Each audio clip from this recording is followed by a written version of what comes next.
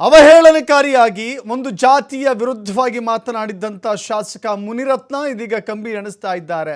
ಕೇವಲ ಒಂದು ಆಡಿಯೋ ಮಾತ್ರವಲ್ಲ, ಇನ್ನೆರಡು ಆಡಿಯೋಗಳಿದೆ ಅಂತ ಹೇಳಿ ಚೆಲುವರಾಜು ಹೇಳ್ತಾ ಇದ್ದಾರೆ. ಒಂದು ಆಡಿಯೋ ಮಾತ್ರ ನೀವು ಕೇಳಿಸ್ಕೊಂಡಿದ್ದೀರಿ. ಮುನಿರತ್ನ ಅವರಿಗೆ ಸೇರಿದಂತ ಇನ್ನೆರಡು ಆಡಿಯೋಗಳಿದ್ದಾವೆ, ಅದನ್ನ ನಾನು ನಾಳೆ ಬಿಡುಗಡೆ ಮಾಡ್ತೀನಿ ಅಂತ ಹೇಳಿ ಚೆಲುವರಾಜು ಹೇಳಿಕೆ ಕೊಟ್ಟಿದ್ದಾರೆ. 30% ವಿಚಾರದ ಸಂಬಂಧ ಮಾತುಕತೆಯ ಸಂಭಾಷಣೆ ಇದೆ. ಹನುಮಂತರಾಯಪ್ಪ ಜೊತೆ ಮಾತನಾಡಿರುವಂಥ ಧ್ವನಿ ನಂದೆ.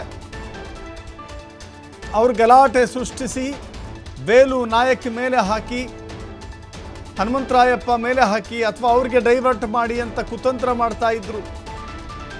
ಇದು 1 ತಿಂಗಳ ಹಿಂದೆ ನಡೆದಿರುವಂಥ ಪ್ರಕರಣ. ಇದು ರೇಣುಕಾ ಸ್ವಾಮಿಯನ್ನ ಒಡೆದು ಹಾಕಿರೋದು ಯಾರು ಗೊತ್ತಾ? ರೇಣುಕಾ ಸ್ವಾಮಿಯನ್ನ ಒಡೆದು ಹಾಕಿರೋದು ಯಾರು ಗೊತ್ತಾ? ನನ್ನ ತಂಗಿ ಮಗ ಅಂತ ಹೇಳಿದರು.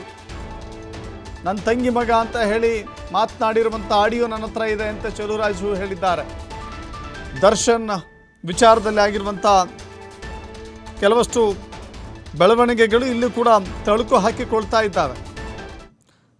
ರೇಣುಕಾ ಸ್ವಾಮಿ ಕೊಲೆ ವಿಚಾರದಲ್ಲಿ ಆಗಿರುವಂಥ ಕೊಲೆ ಇದೆಯಲ್ಲ ನೋಡಿ, ರೇಣುಕಾ ಸ್ವಾಮಿ ನೋಡ್ದಾಕಿರೋದೆ ನನ್ನ ತಂಗಿ ಮಗ ಅಂತ.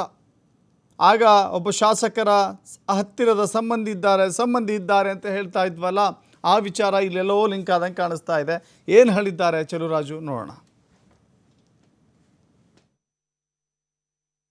ಇನ್ನು ಎರಡಿದೆ. ಇವಾಗ ಇನ್ವೆಸ್ಟಿಗೇಷನ್ ಇರೋ ದಿವಸ ನಾನು ಕೊಡಲ್ಲ. ನಾಳೆ ಬೆಳಿಗ್ಗೆ ನಿಮ್ಮ ಮಾಧ್ಯಮ ಮಿತ್ರರನ್ನೆಲ್ಲ ಕರೆದ್ಬಿಟ್ಟು ಇನ್ವೆಸ್ಟಿಗೇಷನ್ ಆಗಿದ ತಕ್ಷಣ ನಾನೇ ಕರೆದ್ಬಿಟ್ಟು ಎಲ್ರಿಗೂ ಒಂದೊಂದು CD ಕೊಡ್ತೀನಿ. ಇನ್ನೂ 2 ಇದೆ.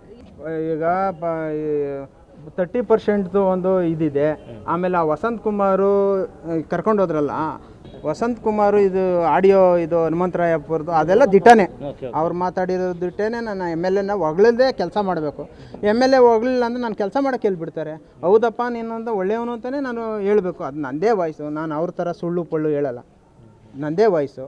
ಅದು ಅವರು ಏನಕ್ಕೆ ಅವರು ಗಲಾಟಿನ ಸೃಷ್ಟಿ ಮಾಡಿಸ್ಬಿಟ್ಟು ಆ ವಿಚಾರನ ವೇಲು ನಾಯಕರು BBMP ಕಾರ್ಪೊರೇಟರ್ ಇದ್ರು ಅವ್ರ ಮೇಲೆ ಹಾಕಿ, ಹನುಮಂತರಾಯಪ್ಪನ ಮೇಲೆ ಹಾಕಿ ಡೈವರ್ಟ್ ಮಾಡೋಕ್ಕೆ ಈ ಕೆಲಸನ ಕುತಂತ್ರ ಮಾಡಿದ್ರು.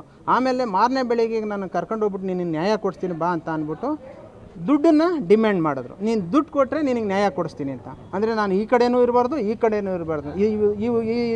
ಈ ಇದಕ್ಕೆ ನಾನು ಅಲ್ಲೇ ಉತ್ತರ ಕೊಟ್ಟೆ.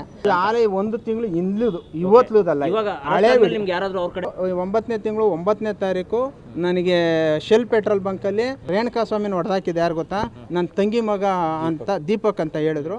ಆವಾಗ ನಾನು ಇದನ್ನು ಎಷ್ಟು ದಿನ ಅಂತ ನಾನು ಮುಚ್ಚಿಡ್ಲಿ ಅಂದ್ಬಿಟ್ಟು ಇಮಿಡಿಯೇಟ್ಲಿ ನಾನು ಧೈರ್ಯ ಮಾಡಿ ನಿಮ್ಮ ಮಾಧ್ಯಮ ಮಿತ್ರರಿಗೆ ತಿಳಿಸ್ಬಿಟ್ಟು ನಾನು ಪೊಲೀಸ್ ಸ್ಟೇಷನಿಗೆ ಕಂಪ್ಲೇಂಟ್ ಕೊಡೋಣ ಅಂದ್ಬಿಟ್ಟು ಅವತ್ತೇ ಹೋಗಿ ಲೋಕಾಯುಕ್ತಕ್ಕೆ ಹೋಗಿ ಕಂಪ್ಲೇಂಟ್ ಕೊಡ ಅದನ್ನೆಲ್ಲ ಕೊಟ್ಟಿದ್ದೀನಿ ನಿಮಗೆ. ಇನ್ನು 2 ಇದೆ. ಇವಾಗ